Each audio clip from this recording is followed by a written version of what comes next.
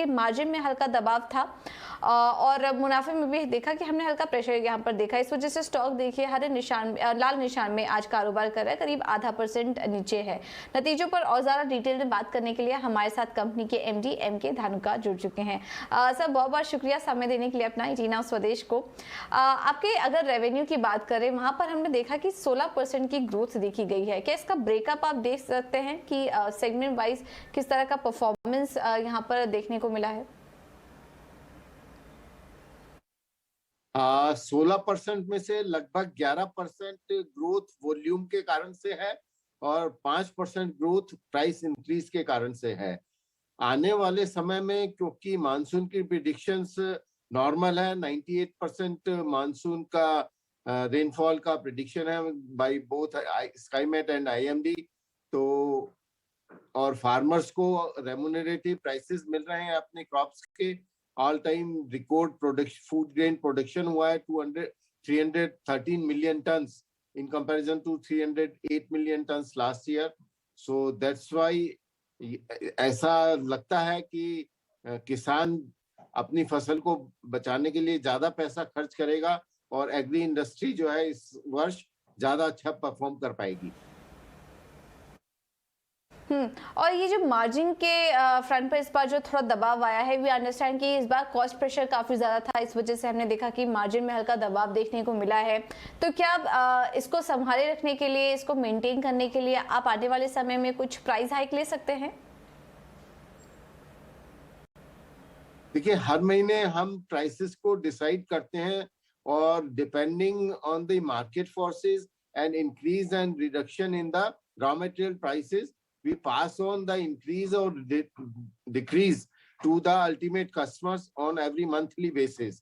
So कुछ बार ये होता है कि पूरा प्राइस इंक्रीज एक बार में पास ऑन नहीं हो पाता है, तो आधा प्राइस इंक्रीज एक महीने में पास ऑन करते हैं और आधा प्राइस इंक्रीज दूसरे महीने के लिए डेफर कर दिया जाता है।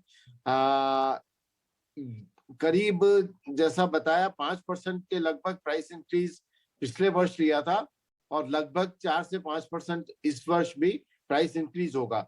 जो हमारे जैपनीज प्रोडक्ट होते हैं उसमें कोई प्राइस इंक्रीज नहीं रहता है, सिर्फ जो फॉरेक्स का डिफरेंस होता है उसके कारण से, एक्सचेंज रेट के डिफरेंस के कारण से प्राइस इंक्रीज होता है, जो कि बहुत थोड़ा होता है। बाकी प्राइसेस जैपनीज प्रोडक्ट्स के फिक्स रहते हैं। ऑलराइट सर, इसके अलावा हम देख रहे हैं कि आपके काफ़ी सारे क्षमता विस्तार की भी योजना है, आपके काफ़ी सारे प्लान्स में उसको लेकर किस तरह की स्ट्रैटेजी है आपकी? एक्सपोर्ट को लेकर भी हम समझना चाहेंगे कि आने वाले समय में किस तरह की एक्सपोर्ट अपॉर्चुनिटी को आप कैपिटलाइज करेंगे और ये जो भी नए प्रोजेक्ट्स आपको मिल रहे हैं इससे आपके आय पर कितना इम्पैक्ट पड़ेगा? इन तमाम बातों पर भी हम आपसे बात करना चाहेंगे, स्पेशली क्षमता विस्तार को लेकर।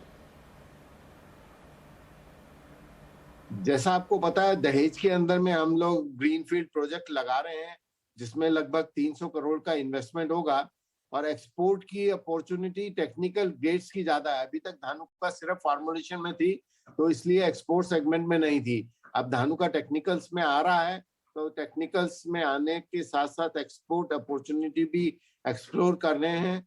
और इनिशियली जो अनडेवलप्ड कंट्रीज हैं वहां पे रजिस्ट्रेशन की रिक्वायरमेंट नहीं होती है, इनिशियली एक्सपोर्ट्स उन कंट्रीज में होगी और साथ ही साथ हम लोग रजिस्ट्रेशन के लिए अप्लाई करेंगे और जो डेवलप्ड नेशंस हैं आने वाले समय में उन कंट्रीज को भी एक्सपोर्ट करेंगे।